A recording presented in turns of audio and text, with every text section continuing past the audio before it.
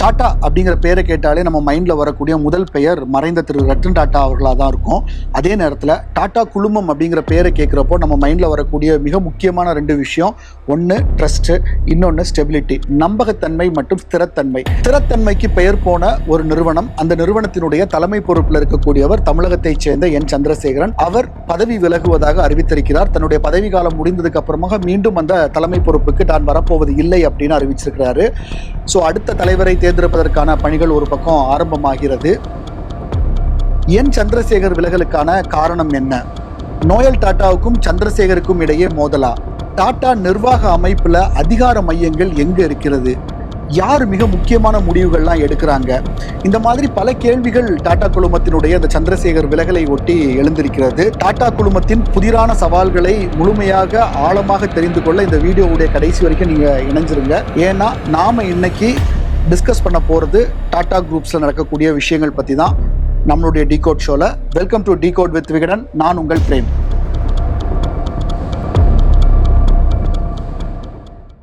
சமையல் எண்ணெய் மற்றும் உணவுப் பொருள் ஏற்றுமதியில் 20 ஆண்டு கால அனுபவம் பெற்ற ஸ்டார் எக்ஸ்போர்ட் ஹவுஸ் கயல் ஆக்ரோ ஃபுட்ஸ். டாடா அப்படிங்கிற ஒரு பெரு நிறுவனத்தினுடைய ஹிஸ்டரி எடுத்து பார்த்தோம் அப்படின்னா அது ரொம்ப பெருசு. கிட்டத்தட்ட 1868 29 வயதான ஜாம்ஷெட்ஜி நசுர்வஞ்சி டாட்டா வந்துட்டு ஒரு பிரைவேட் ட்ரேடிங் கம்பெனியை ஆரம்பிக்கிறார். இப்போ நாம் அந்த ஹிஸ்ட்ரிக்குள்ளே போனோம்னா கரண்டில் இருக்கக்கூடிய எந்த விஷயங்களுமே நம்ம இதில் பேச முடியாது. பட் இது எல்லாருக்குமே தெரிஞ்ச விஷயம் தான். ரொம்ப சுருக்கமாக சொல்லணும் அப்படின்னா 8வது நூற்றாண்டு முதல் 10வது நூற்றாண்டு காலம் வரைக்கும் ஈரானில் இருக்கக்கூடிய பார்சிகள் அவங்க வந்து அங்கே நடக்கக்கூடிய இஸ்லாமிய படையெடுப்பு காரணமாக அங்கேருந்து இடம்பெயர்றாங்க. அவங்க இந்தியாவில் அகமதாபாத் மற்றும் மகாராஷ்டிரா உள்ளிட்ட பகுதிகளில் வந்து தஞ்சம் அடைகிறாங்க. இங்க அவங்க வணிகம் முதலான சில விஷயங்கள்ல ஈடுபடுறாங்க. இன்னைக்குமே இந்தியாவில் மிக முக்கியமான நிறைய வணிக நிறுவனங்களுக்கு பார்சிகள் தான் வந்து ரொம்ப முக்கியமான ஒரு பொறுப்புல இருப்பாங்க. அதனுடைய ஃபவுண்டர்ஸாகவும் இருப்பாங்க. இந்த பார்சிகள் பொறுத்த வரைக்கும் ரொம்ப ஒரு மைனாரிட்டியான ஒரு குழு, ரொம்ப ஒரு கம்யூனிட்டின்னு கூட சொல்ல முடியாது, ஒரு சின்ன குழுன்னு தான் சொல்லலாம். அந்த அளவுக்கு ஒரு சிறிய அளவிலான ஒரு அமைப்பு தான் பார்சிகள். இவங்களுடைய ஹிஸ்டரியில தான் வந்துட்டு டாட்டா வர்றாங்க. டாட்டா வந்து ஒவ்வொரு காலகட்டத்திலையுமே வந்து பார்த்தீங்கன்னா அடுத்தடுத்த கட்டத்தை நோக்கி அவங்க வளர்ந்துக்கிட்டே இருக்கிறாங்க. அதுக்கு சர் ரத்தன் டாட்டாலேருந்து ஜாம்ஷெட்ஜிலேருந்து ஒவ்வொருத்தருமே வந்து ஜேஆர்டி டாட்டாலேருந்து ஒவ்வொருத்தருமே அந்த நிறுவனத்தை வந்து வளர்ச்சி பாதைக்கு கூட்டிகிட்டு போயிட்டே இருக்கிறாங்க. நம்ம எல்லாருக்குமே தெரியும் அவங்க வந்து ஸ்டீல் இண்டஸ்ட்ரிக்குள்ளே வந்தாங்க, ஏர் இண்டஸ்ட்ரியில் வந்தாங்க, ஆட்டோமொபைல்ஸ், அவங்க கால் வைக்காத இடமே இல்லை, ஃபுட் அண்ட் இண்டஸ்ட்ரி, எல்லா விஷயத்துலையுமே வந்து டாட்டா வந்து அவங்களுடைய கால் தடத்தை பதிச்சு அதில் வந்து ஒரு வெற்றிகரமான ஒரு சாம்ராஜ்யமாகவும் இருப்பாங்க. ஸோ அப்படிப்பட்ட ஒரு டாடா நிறுவனத்தினுடைய தலைமை பொறுப்புக்கு தான் 2017 தமிழகத்தை சேர்ந்த என் சந்திரசேகரன் உள்ள வராரு. இந்த என் சந்திரசேகரன் யாரு அப்படின்னா நாமக்கல் மாவட்டத்தில் ஒரு சாதாரண விவசாய குடும்பத்தில் பிறக்கிறாரு. அவர் வந்து பார்த்தீங்கன்னா டிசிஎஸ்ல ஒரு இன்டர்னா ஜாயின் பண்றாரு. இது வந்து 1987 காலகட்டத்தில் இவர் வந்து ஒரு டிசிஎஸ்ல ஒரு சாதாரண இன்டர்னா ஜாயின் பண்றாரு. அதுக்கப்புறமா அவருடைய திறமை மூலமாகவும் மிக கடுமையான உழைப்பின் மூலமாகவும் படிப்படியாக உயர்ந்து ஒரு கட்டத்தில் டிசிஎஸ்னுடைய சிஇஓ தலைமை செயல் அதிகாரியா மாறுறாரு. இவருடைய காலகட்டத்தில் டாடா கன்சல்டிங் சர்வீஸ் அடைஞ்ச வளர்ச்சி அப்படிங்கிறது ரொம்ப அபரிமிதமானது. உலகளாவிய அளவில் டிசிஎஸ் அப்படிங்கிறது ஒரு பெரிய பிராண்டா மாறினதுமே வந்து பாத்தீங்கன்னா சந்திரசேகரன் சிஇஓ இருந்த காலகட்டம் தான். அப்போ 2016 ஒரு சம்பவம் நடக்குது. டாடா சன்ஸ்ல அப்போ சேர்மனா இருக்கக்கூடிய சைரஸ் மிஸ்திரி அந்த பொறுப்புல இருந்து நீக்கப்படுறாரு. அவர் நீக்கப்பட்ட உடனே ஒரு குழு அமைக்கிறாங்க, அடுத்த தலைவரை தேர்ந்தெடுக்கிறதுக்கான ஒரு குழு. அந்த குழுல இருந்து ஒருமனதாக தேர்ந்தெடுக்கப்படுபவர் தான் என் சந்திரசேகரன். டிசிஎஸ் சிஇஓவா இருந்து டாடா சன்ஸினுடைய சேர்மன் தலைவர் பொறுப்புக்கு அவர் வராரு. இவருடைய காலகட்டம் அப்படின்னு பாத்தீங்கன்னா 10 ஆண்டுகள், 2 முறை அந்த தலைவர் பொறுப்புல இருந்திருக்காரு. 5 ஆண்டு காலம் ஒரு டேர்ம் அப்படிங்கறத சொல்றாங்க. சோ டாடா சன்ஸை பொறுத்த வரைக்கும் இவருடைய பங்களிப்பு அப்படிங்கிறது மிக அதிகமாக இருந்துச்சு. இன்னும் சொல்ல போனா இவர் கம்பெனியை வளர்ச்சி பாதையில ரொம்ப அதிகமாகவே முன்னெடுத்துட்டு போனார் அப்படின்னு சொல்லலாம். இவருடைய காலகட்டத்தில் தான் ஏர் இந்தியாவை டாடா குரூப்ஸ் மறுபடியும் வாங்கினாங்க. முன்னாடி அது அவங்கள்ட்ட இருந்தாலும் திருப்பி கவர்மெண்ட் ஆஃப் இந்தியாவுக்கு போயிட்டு மறுபடியும் அதை வந்து இவங்க வாங்கினாங்க. அண்ட் இன்னொரு முக்கியமான விஷயம் என்ன அப்படின்னா செமிகண்டக்டர் இண்டஸ்ட்ரிக்கு உள்ளாலையும் இவருடைய பீரியட்ல தான் உள்ள வந்தாங்க. இந்த மாதிரி நிறைய புதுமையான விஷயங்களையுமே வந்து சந்திரசேகரன் உள்ள கொண்டு வந்திருக்கிறாரு. இவருடைய தலைமையின் கீழே தான் வந்து பாத்தீங்க அப்படின்னா கம்பெனியும் மிக பெரிய அளவுல வளர்ச்சி அடைஞ்சதை நம்மளால பார்க்க முடியுது. டேட்டாவா சொல்லணும்னா ஃபினான்ஷியல் இயர் 20 எடுத்துக்கிட்டீங்க அப்படின்னா டாடா சன்ஸினுடைய நிகர மதிப்பு அப்படிங்கிறது பாத்தீங்கன்னா 45,500 கோடி கிட்ட இருக்குது. அதுவே இப்போ 2025 ஃபினான்ஷியல் இயர் எடுத்து பாத்தீங்க அப்படின்னா கிட்டத்தட்ட 1.5 lakh crore 1.5 லட்சம் கோடிய அந்த கம்பெனியினுடைய டாடா சன்ஸினுடைய நிகர மதிப்பு அப்படிங்கிறது வந்திருக்கு. ஸோ இது எங்க இருந்து எங்க வந்திருக்கு அப்படிங்கிறது இவருடைய 5 இயர்ஸ் எடுத்து பார்க்கும்போதே, கடைசி 5 வருடங்கள் எடுத்து பார்க்கிறப்போவே டாடா சன்ஸினுடைய வளர்ச்சி அப்படிங்கிறது எப்படி இருந்துச்சு அப்படிங்கிறது நம்மளால யூகிக்க முடியும். சரி, இந்த அளவுக்கு திறமையாக இருக்கக்கூடிய இவர் ஏன் இப்போ இந்த பொறுப்புல இருந்து விலகணும் அப்படின்னா, இவருடைய விலகல் கடிதத்திலே அதற்கான விஷயங்களை ரொம்ப தெளிவா சொல்றாரு. 2027 பிப்ரவரி 20ஓட என்னுடைய தலைமை பதவி வந்து முடிவுக்கு வருது. அதுக்கப்புறமாக என்னுடைய தலைமை பொறுப்பை இன்னும் ஒரு டேர்ம் அதிகப்படுத்துவதற்காக ஒரு தீர்மானம் வந்து டாடா ட்ரஸ்ட்ல 2 ட்ரஸ்ட் இருக்கு. டாடா சன்ஸுக்கு கீழே 2 ட்ரஸ்ட் இருக்குது. நம்ம அதை பத்தி 2வது விரிவா பார்க்கலாம். இந்த 2 ட்ரஸ்ட்டுமே ஒரு மனதா தீர்மானம் நிறைவேற்றாங்க. இந்த தீர்மானத்தை எடுத்துட்டு போய் டாடா சன்ஸ் டைரக்டர் போர்ட்ஸ்ல வைக்கிறாங்க. இது கடந்த 6 மாதத்துக்கு முன்னாடி இந்த ஆண்டு பிப்ரவரி மாதம் 24ஆம் தேதி நடக்கக்கூடிய ஒரு கூட்டத்தில் இவர் சந்திரசேகரனை மீண்டும் 5 ஆண்டுகளுக்கு தலைமை பொறுப்புல வைக்கலாம் அப்படிங்கிற ஒரு தீர்மானத்தை எடுத்துட்டு போறாங்க. இந்த போர்ட் ஆஃப் டைரக்டர்ஸ் மீட்டிங்ல தான் வந்து பாத்தீங்கன்னா ஒரே ஒரு நபர் சந்திரசேகரனுடைய பதவி நீட்டிப்புக்கு எதிர்ப்பு தெரிவிக்கிறாரு. அதாவது மெஜாரிட்டி சந்திரசேகருக்கு தான் இருக்குது. ஆனா ஒரு நபர் மட்டும் எதிர்ப்பு தெரிவிக்கிறார். அவர் யாருங்கிறத சந்திரசேகரன் எங்கேயுமே குறிப்பிடல. அவர் எதிர்ப்பின் காரணமாக சந்திரசேகர் என்ன சொல்றாருன்னா, எனக்கு முழு மனதாக எனக்கு இந்த தலைமை பொறுப்பு கிடைச்சா மட்டும் நான் இதை எடுத்துக்கிறேன், இல்லாட்டி எனக்கு இது வேண்டாம், அடுத்த தலைவர்கள் உள்ள வரட்டும் அப்படின்னு அவர் பதிவு பண்றாரு. ஸோ இதனால அந்த பிப்ரவரி மாதம் நடந்த கூட்டத்தில் எந்த முடிவும் எடுக்கப்படல. அப்ப சந்திரசேகரன் என்ன சொல்லியிருக்காங்க அப்படின்னா, கூடிய சீக்கிரம் ஒரு தெளிவான முடிவை எடுத்துக்கிட்டு உங்ககிட்ட வரோம் அப்படின்னு சொல்லியிருக்காங்க. ஆனா கடந்த 6 மாதமாக இதுவரைக்கும் எந்த முடிவும் எடுக்கல. அதாவது சந்திரசேகருக்கு பதவி நீட்டிப்பு செய்வதற்கான விஷயங்கள் வந்து டைரக்டர் ஆஃப் போர்ட்ஸ் மீட்ல அதுக்கப்புறமா நடக்கல. அது எவ்வளவோ டிஸ்கஷன்ஸ் போனாலுமே அது அடுத்த கட்டத்துக்கு போகல அப்படிங்கிறது தெரிய வருது. ஸோ இப்போ இந்த இடத்துல சந்திரசேகரன் ஒரு முடிவு எடுக்கிறார். என்ன அப்படின்னா, கம்பெனியினுடைய ஸ்திரத்தன்மை, அவர் மறுபடியும் அதுதான் மென்ஷன் பண்றாரு. ஏற்கனவே இந்த கம்பெனி ஸ்திரத்தன்மைக்கும் நம்பகத்தன்மைக்கும் பேர் போனது. நம்மளுடைய வாடிக்கையாளர்கள், நம்மளுடைய முதலீட்டாளர்கள் எல்லாருக்குமே வந்து இந்த ஸ்திரத்தன்மை மேலதான் ஒரு பெரிய நம்பிக்கை இருக்குது. ஸோ இன்னும் ஒரு 6 மாத காலம் கூட இல்லாத சூழல்ல நான் வந்து இப்பவே என்னுடைய முடிவை அறிவிக்கிறது தான் சரியா இருக்கும். கடந்த 6 மாசமாக எனக்கு இன்னொரு டேர்ம் இன்க்ரீஸ் பண்றதுக்காக எடுக்கப்பட்ட முயற்சிகள் வந்து பலன் அளிக்கல. அதுல வந்து ஒரு எதிர்ப்பு இருக்கிறதுனால நான் வந்து அடுத்த ரேஸ்ல இல்ல. ஸோ உடனடியாக ஒரு டீமை ஃபார்ம் பண்ணி அடுத்த தலைவரை தேர்ந்தெடுப்பதற்கான பணிகளை தொடங்குங்க அப்படிங்கிறத அவர் பதிவு பண்றாரு. ஸோ இவர் இந்த பதவியை விட்டு விலகிறேன் அப்படின்னு சொல்றதுக்கு பின்னாடி நிறைய காரணங்கள் வந்து முன்வைக்கப்படுது. ஊடகங்கள்ல, வர்த்தக உலகத்துல நிறைய விஷயங்கள் பேசப்படுது. குறிப்பா ரத்தன் டாடா மறைவுக்கு பிறகு சார் ரத்தன் டாடா ட்ரஸ்டினுடைய தலைமை பொறுப்புக்கு வந்த நோயல் டாட்டாவுக்கும் இவருக்கும் நிறைய கருத்து வேறுபாடு ஏற்பட்டுச்சு அப்படின்னு சொல்றாங்க. இப்போ இந்த ஒரே ஒரு டைரக்டர் மட்டும்தான் வந்து இவருடைய பதவி நீட்டிப்புக்கு ஒப்புக்கொள்ளல அப்படிங்கிறதுலையுமே அவர் பேர் அடிப்படுது. பட் இருந்தாலும் அது அந்த பேரை வந்து சந்திரசேகரனே சொல்லல அப்படிங்கிறப்போ அந்த அனுமானத்துக்குள்ள நம்ம போக வேண்டாம். ஆனா ஒரே ஒரு உறுப்பினருடைய ஆதரவு மட்டும் கிடைக்கல அப்படிங்கறது நம்மளால புரிஞ்சுக்க முடியுது. நோயல் டாட்டாவுக்கும் சந்திரசேகரனுக்கும் என்னதான் பிரச்சனை அப்படின்னு பார்த்தா, வெளிப்படையா இதுல எந்த விஷயமும் தெரியல அப்படின்னாலுமே உள்ளுக்குள்ள நிறைய விஷயங்கள் பேசப்படுது. இதுல குறிப்பா வந்து பாத்தீங்கன்னா 2017 இவர் தலைவர் ஆகுறப்போ ஒரு விஷயம் பேசப்பட்டுச்சு. அதாவது சைரஸ் மிஸ்திரி அப்படிங்கிறவர் தான் வந்து அப்போ தலைமை பொறுப்புல இருந்தாரு. டாடா சன்ஸோட சேர்மனா இருந்தாரு. இவர் வந்து எப்போ பொறுப்புக்குள்ள வராரு அப்படின்னா 2010-11 காலகட்டத்தில் டாடா சன்ஸினுடைய தலைமை பொறுப்புல இருக்கக்கூடிய ரத்தன் டாடா என்ன நினைக்கிறார் அப்படின்னா, நான் இந்த பொறுப்புல இருந்து இறங்கணும், அடுத்த ஆட்கள் வந்து புதிய தலைமை வந்து இந்த இடத்துக்கு வரணும் அப்படின்னு டிசைட் பண்ணிட்டு அதற்கான பணிகளை தொடங்குறதுக்கான வேலைகள் ஆரம்பிக்கிறாங்க. அதுக்கான குழுக்கள் அமைக்கப்படுது. அவங்க எல்லாருமே சேர்ந்து ஒரு மனதா தேர்ந்தெடுக்கக்கூடிய நபர் தான் வந்து பாத்தீங்கன்னா சைரஸ் மிஸ்திரிங்கிறவர்.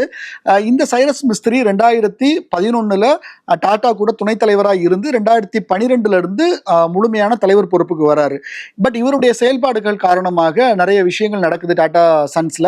அதனால என்ன ஆகுது அப்படின்னா 2016 இவர் வந்து அந்த பதவியிலிருந்து நீக்கம் செய்யப்படுறாரு. பதவியிலிருந்து நீக்கம் செய்யப்பட்ட உடனே ரத்தன் டாடா அவர்கள் வந்து இடைக்கால தலைவராக உள்ள வராரு. 2016 மீண்டும் தலைவராக வராரு. உடனே ஒரு குழு மறுபடியும் ஃபார்ம் பண்றாங்க. அந்த குழு ஒரு 6 மாதமாக தேடி டிசிஎஸ்ல சிஇஓவா இருக்கக்கூடிய சந்திரசேகரனை தான் இந்த போஸ்டுக்கு எடுத்துட்டு வராங்க. சோ இந்த கம்பெனி மிஸ்திரி வந்ததுக்கு அப்புறமா ஸ்திரத்தன்மை மற்றும் நம்பகத்தன்மையில சில கேள்விக்குறிகள் வந்ததாக ஒரு பேச்சு அடிபட்டுச்சு.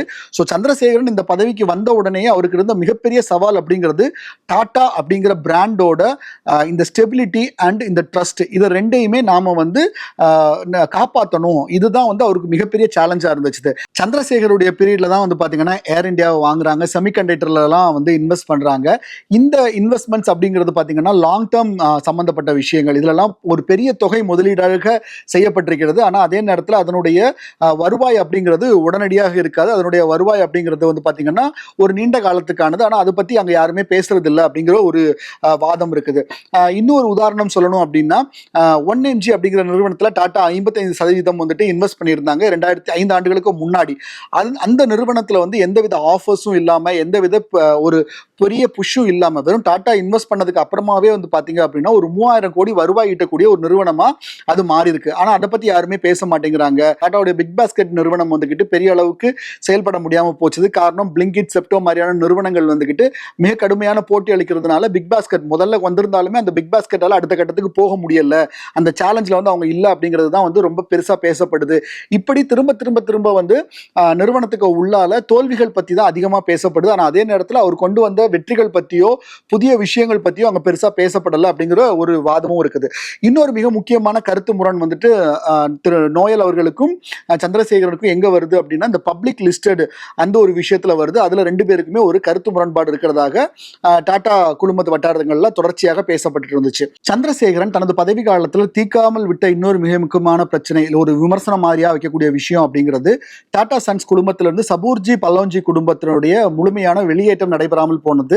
இது தொடர்பான பல்வேறு சிக்கல்கள் வந்து நீண்ட காலமாகவே இருந்துகிட்டு இருந்துச்சு. ஏற்கனவே சொன்னேன் இல்லையா, சைரஸ் மிஸ்திரிங்கிறவர், இந்த மிஸ்திரி குடும்பம் தான் இந்த ஷபூர்ஜி பல்லோன்ஜி குடும்பத்தினுடைய முக்கியமான ஆட்கள். இந்த மிஸ்திரி குடும்பம் தான் வந்துட்டு என்ன பண்றாங்க அப்படின்னா ஒரு காலகட்டத்தில் மும்பையில் மிக முக்கியமான தொழிலெல்லாம் அவங்க ஈடுபட்டு இருந்தாங்க. ரியல் எஸ்டேட், கன்ஸ்ட்ரக்ஷன் மாதிரியான பல விஷயங்கள் அவங்க இருந்தாங்க. இவங்க தான் டாடா சன்ஸ்ல 18.37% பங்குகளை வச்சிருக்காங்க டாடா சன்ஸ் குரூப்லயே. அதுவே வந்து பாத்தீங்கன்னா பல லட்சம் கோடிக்கு மதிப்புள்ள ஒரு விஷயம் அப்படின்னு சொல்றாங்க. சைரஸ் மிஸ்திரஸுடைய வெளியேற்றத்துக்கு அப்புறமாக அவர் வந்து அந்த தலைமை பொறுப்புல இருந்து நீக்கப்பட்டதுக்கு அப்புறமாக இந்த குடும்பத்தினுடைய பங்குகள் வந்து திருப்பி டாட்டாவே வாங்கணும் அப்படிங்கிற ஒரு கருத்து நீண்ட காலமாகவே இருந்துகிட்டு இருந்துச்சு. இப்போ அந்த ஃபேமிலி வந்து பாத்தீங்க அப்படின்னா மிக கடுமையான நிதி சிக்கல்ல இருக்காங்க. கிட்டத்தட்ட 45,000 கோடிக்கு மேல கடன்ல இருக்கக்கூடிய ஒரு விஷயங்கள்லாம் நிறைய பேசப்படுது. ஸோ அதனால அவங்க வந்து என்ன நினைக்கிறாங்க அப்படின்னா அவங்களுடைய பங்குகளை விற்கணும் அப்படின்னு நினைக்கிறாங்க. ஆனா டாட்டாவுடைய விதிப்படி டாடா சன்ஸ்ல இருக்கக்கூடிய பங்குகள் வந்து வெளியில விற்க முடியாது. ஸோ ஒன்று டாடா நிறுவனமே டாடா சன்ஸே திருப்பி அதை பே பேக் பண்ணணுங்கிற மாதிரியான ஒரு சிச்சுவேஷன் இருக்குது. அதுல ஒரு 10,000 கோடிக்கு மதிப்பிலான ஒரு சில பங்குகளை வாங்குறதுக்கான முயற்சிகளும் போயிட்டு இருக்கிறதா சொல்லப்படுது. ஆனா இந்த பங்குகளுக்கான விலை மதிப்பீடு செய்வதில் ரெண்டு பேருக்குமே மாற்று கருத்து இருக்குது. டாடா சன்ஸ் சொல்லக்கூடிய வேல்யூ அப்படிங்கிறது ரொம்ப கம்மியா இருக்கு அப்படின்ட்டு அந்த ஃபேமிலி சொல்லிக்கிட்டு இருக்கிறாங்க. மிஸ்திரி ஃபேமிலி சொல்லிட்டு இருக்காங்க அவங்க வந்து இந்த மதிப்பு ரொம்ப அதிகமா இருக்கு, நீங்க அதனால வந்து பப்ளிக் லிஸ்ட்ல பண்ணுங்க, நாங்க அங்க வித்துக்கிறோம் அப்படிங்கிற மாதிரிலாம் சொல்லிட்டு இருக்காங்க. ஸோ இந்த கருத்து முரண் அப்படிங்கிறது இன்னமும் போய்கிட்டே இருக்கு. ஸோ இதுவுமே வந்து சந்திரசேகருடைய பீரியட்ல இந்த பிரச்சனை வந்து தீர்க்கப்படாம போயிடுச்சு. இன்னமுமே அந்த ஸ்திரத்தன்மை தொடர்பான கேள்வி வந்து அங்கதான் இந்த விஷயத்துல எழுகிறத நம்மளால பார்க்க முடியுது. சரி, இப்போ சந்திரசேகரன் பதவி விலகதான் அறிவிச்சிட்டாரு. புதிய தலைவர் யாரு அப்படிங்கிற கேள்வி எழும் இல்லையா. இந்த புதிய தலைவர் யாரு அப்படிங்கிறது எல்லாமே மற்ற கார்பரேட்டுகள் மாதிரி ஒரு நபர் எடுக்கக்கூடிய முடிவா டாட்டால இருக்காது. டாடா குழுமத்துல அதுக்குன்னு ஒரு பெரிய வரைமுறைகளே இருக்கு, சில கட்டுப்பாடுகள் இருக்குது. அவங்க அதுக்காக ஒரு விதிமுறையவே அவங்க உருவாக்கி வச்சிருக்கிறாங்க. டாடா சன்ஸ் குரூப்ல இருக்கக்கூடிய பங்குகள்ல 66% டாட்டால இருக்கக்கூடிய 2 ட்ரஸ்ட் தான் ஹோல்டு பண்றாங்க. இந்த 2 ட்ரஸ்ட்ல ஒரு ட்ரஸ்ட் வந்து பாத்தீங்கன்னா சர் தொராப்ஜி டாடா அறக்கட்டளை, இன்னொன்னு சர் ரத்தன் டாடா ட்ரஸ்ட். இந்த 2 அறக்கட்டளைகள்ல தான் வந்து பாத்தீங்கன்னா டாடா சன்ஸினுடைய 3/2 பங்குகளை கையில வச்சிருக்காங்க. 66% பங்குகள் வந்து இவங்க 2 பேர்கிட்ட தான் இருக்கு. இந்த 2 அறக்கட்டளையில் இருக்கக்கூடிய மெம்பர்ஸுக்கு மிக முக்கியமான பங்கு டாடா சன்ஸ்ல இருக்குது. ஸோ இவங்க 2 பேருமே சேர்ந்து என்ன பண்ணுவாங்க அப்படின்னா புதிய தலைவர் தேர்ந்தெடுக்கக்கூடிய முறை அப்படிங்கிறது இந்த டாடா குழுமத்தில் ஆர்டிகல் 118ல வந்துட்டு விவரமா சொல்லியிருக்காங்க. இந்த ஆர்டிகல் 118 என்ன சொல்லுது அப்படின்னா டாட்டாவினுடைய மூல பங்குல குறைந்தபட்சம் 40% இந்த 2 ட்ரஸ்டும் வைத்திருக்கக்கூடிய சூழல்ல இந்த 2 ட்ரஸ்டும் இணைஞ்சு தொராப்ஜி டாடா ட்ரஸ்டும் சரி ரத்தன் டாடா ட்ரஸ்டும் சரி 2 பேரும் இணைஞ்சு ஒரு 3 உறுப்பினர்களை பரிந்துரைக்கணும். அதுக்கப்புறமாக டாடா சன்ஸ் போர்டு இருக்கு இல்லையா, அவங்க ஒரு உறுப்பினரை பரிந்துரைப்பாங்க. ஸோ மொத்தம் 4 ஆச்சுது. அண்ட் டாடா சன்ஸ் வெளியில இருந்து ஒரு நபர், டாடா நிறுவனத்துக்கு சம்பந்தம் இல்லாத ஒரு வெளி நபரை, ஒரு அவுட் சைடரை நியமிப்பாங்க, பரிந்துரைப்பாங்க. ஸோ மொத்தம் 5 பேர் இணைஞ்சு தான் வந்து அடுத்த தலைவருக்கான அதற்கான பரிந்துரையை வழங்குவாங்க.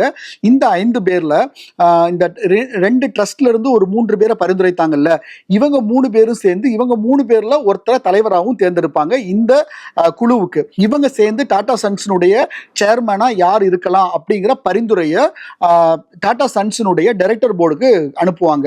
அங்க ஒரு ஜனநாயக முறைப்படியான ஒரு வாக்கெடுப்பின் மூலமாக அந்த நபர் வந்து அடுத்த தலைமை பொறுப்புக்கு வருவார். ஸோ இதுதான் வந்து ஒரு சிஸ்டமா இருக்கும். ஸோ இங்கே தான் வந்துட்டு ஒரு சின்ன முரணையும் பார்க்க முடியுது. என்ன அப்படின்னா, டாடா ட்ரஸ்ட்டுகளுடைய அதிகாரம் அப்படிங்கிறது ரொம்ப அதிகமானதா இருக்கும் இந்த டாடா குரூப்பை பொறுத்த வரைக்கும். இந்த 2 ட்ரஸ்ட்லையுமே பொறுப்புல இருக்கக்கூடியவங்க தான் வந்து டாடா சன்ஸ்னுடைய டிரெக்டர்ஸை நியமிக்கக்கூடிய அதிகாரமும் பெற்றவங்களா இருக்கிறாங்க. அதே நேரத்தில் டாட்டாவுடைய சேர்மனா வரக்கூடிய டாடா சன்ஸ்னுடைய சேர்மன் தலைமை பொறுப்புக்கு வரக்கூடியவர் அன்றாடம் நடக்கக்கூடிய வணிகம் தொடர்பான விஷயங்கள்ல முடிவெடுக்கக்கூடிய நபரா இருப்பாரு. ஸோ இந்த 2 பேருக்குமே எப்பவுமே வந்து முரண் அப்படிங்கிறது இருந்துகிட்டே தான் இருக்கும். ஆனால் ஒரு லாங் டேர்ம் பெர்ஸ்பெக்டிவ்ல பார்க்குறப்போ இங்கே ஒரு தனிநபருடைய முடிவு மட்டும் தன்னிச்சையா இருக்கக்கூடாது அப்படிங்கிற ஒரு அடிப்படையில் தான் இந்த சிஸ்டம் அவங்க ரெடி பண்ணிக்கிறத நம்மளால பார்க்க முடியுது. சரி, இப்போ நோயல் டாடா தான் வந்து இந்த பிரச்சனைக்கெல்லாம் காரணமா? அவர் வந்துகிட்டு அப்போ அவர் தான் சந்திரசேகர் ரீப்ளேஸ் பண்ண போறாரா அப்படின்னு கேட்டா இன்னைக்கு டேட்டுக்கு அதுக்கான பதில் நோ அப்படின்னு தான் சொல்ல முடியும். ஏன் அப்படின்னா அதுலேயே இருக்கக்கூடிய மிக முக்கியமான ஒரு விதி என்ன அப்படின்னா, டாடா ட்ரஸ்ட்ல 2 ட்ரஸ்ட்ல ஏதாவது ஒரு ட்ரஸ்டினுடைய தலைமை பொறுப்புல இருக்கக்கூடிய நபரால டாடா சன்ஸினுடைய தலைமை பொறுப்புக்கு வர முடியாது அப்படிங்கிறது தான். ஸோ அந்த வகையில் நோயல் டாட்டாவுமே ஆட்டோமேட்டிக்கா தலைமை பொறுப்புக்கு வர முடியாது அப்படிங்கிற ஒரு விஷயத்தை தான் நம்மளால புரிஞ்சுக்க முடியுது. ஸோ இமீடியட்டா இப்போ என்ன நடக்கும் அப்படின்னா, நான் ஏற்கனவே சொன்ன மாதிரி 5 பேர் கொண்ட குழு உருவாக்கப்படும். அந்த 5 பேர் சேர்ந்து ஒருத்தரை புதுசா ரெக்கமெண்ட் பண்ணுவாங்க. அவங்க டாடா சன்ஸ் டைரக்டர் போர்டில் அப்ரூவல் கிடைச்சதுக்கு அப்புறமா அவர் புதிய தலைமையா வருவார். 2017 சைரஸ் மிஸ்ட்ரி இந்த பதவியை விட்டு நீக்கப்பட்டப்போ டாடா குழுமத்துக்கு உள்ளால ஒரு ஸ்திரத்தன்மை இல்லாத ஒரு சூழல் வந்துச்சு. இப்போ மீண்டும் அதே மாதிரியான ஒரு நிலைமை வந்திருக்கான்னு கேட்டா கண்டிப்பா இல்லைன்னு தான் சொல்லணும். ஏன்னா கம்பெனியை பொறுத்த வரைக்கும் அது முன்னாடி இருந்ததை விடையும் ரொம்ப ஒரு வளர்ந்த ஒரு நிலைமையை நோக்கி போயிருக்கு.